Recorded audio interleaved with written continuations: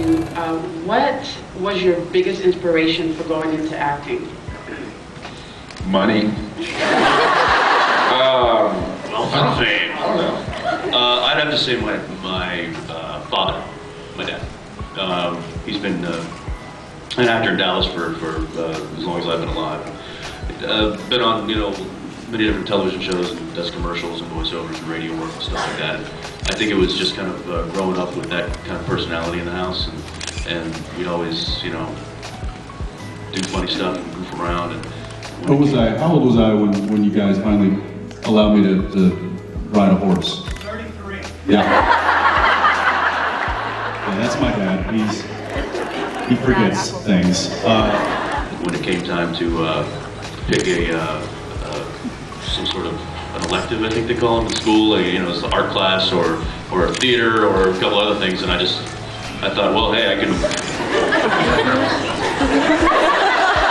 No, go ahead and answer it. I'm done talking now.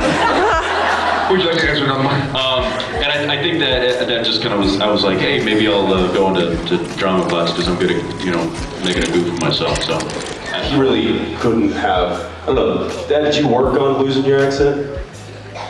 Yeah, I had to in order to work. Yeah, he had to lose the accent in order to work. Well, you respond with a less thick accent, so I understand what you're saying. Yeah, he's like, yeah, I had to in order to work.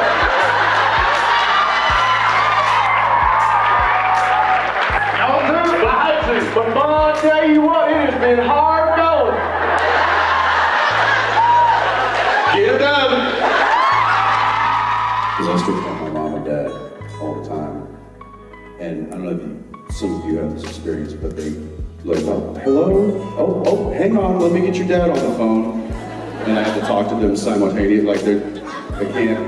And it's like, he's doing the yard, and I have to wait on the phone for 10 minutes while mom goes outside and like has her turn on the mower and, come inside and pick up a different phone in a different room. And I'm just like, I have 5 minutes to talk, and okay, well, now it's gonna be an hour. So I still have that in my life, which is a beautiful thing. And I used to, when my grandfathers were both still alive, my dad and his dad, we would go to air shows. So my grandfather was in the Air Force, World War II. And so we would go and watch the air shows in Texas all the time. And that was something. And then that's what we did with my dad's dad, and then with my mom's dad. My dad and his father-in-law, which was my grandfather, we would go fishing. We would do an annual fishing trip every year, and that was a lot of fun.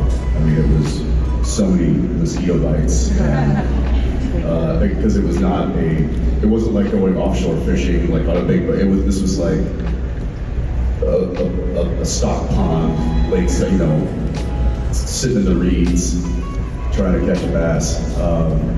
So that was, I have fond memories of that, with my dad and with my grandfathers.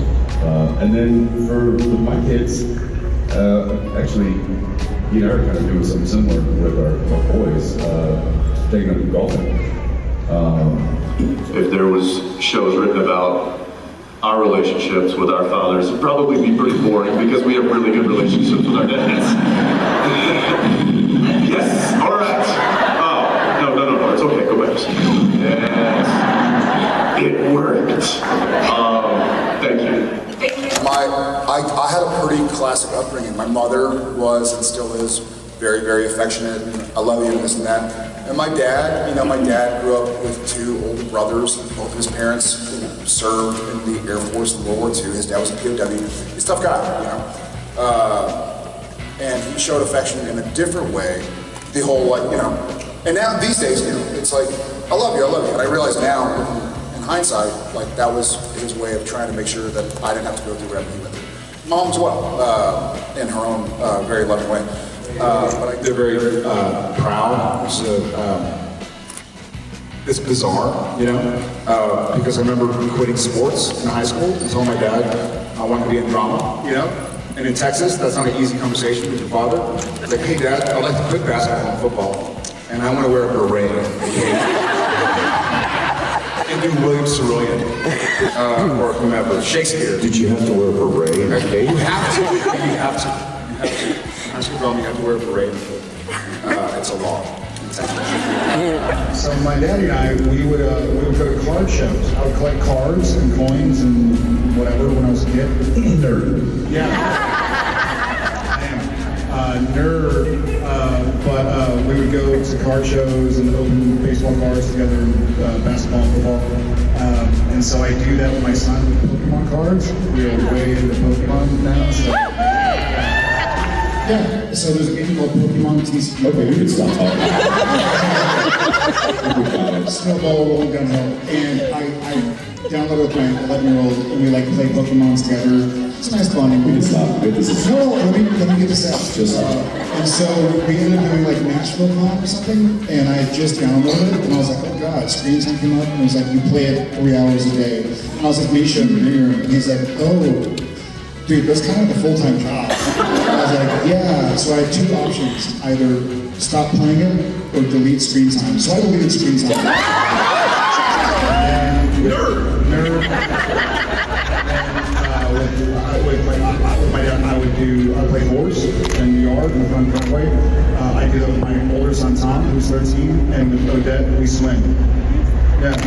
And with my mom, we'd read books, we'd talk about like lore, she taught Shakespeare, heroes, myths, and legends, and so we do the same thing with all 3 kids, and so that's what we're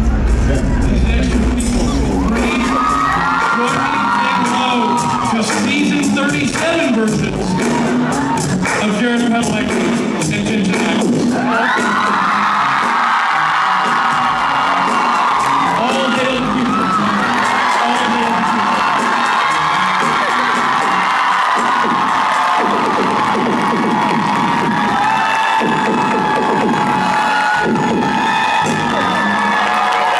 Visitors from tomorrow, we greet you with open arms.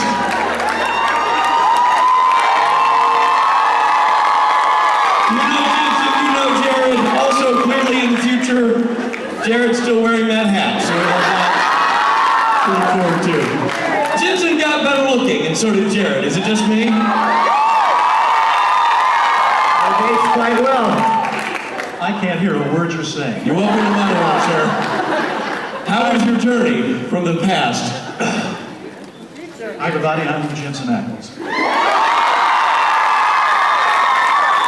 And this is Jared Padaleki. Thank you. I want to do something that's never been done before.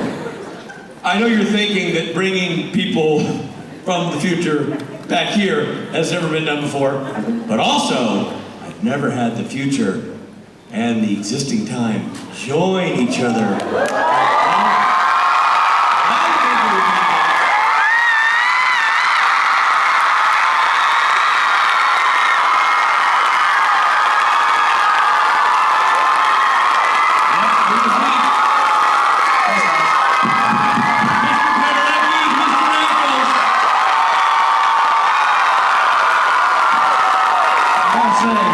I gotta say, if 37 seasons from now, Jensen and Jared looked like this, none of you would be here.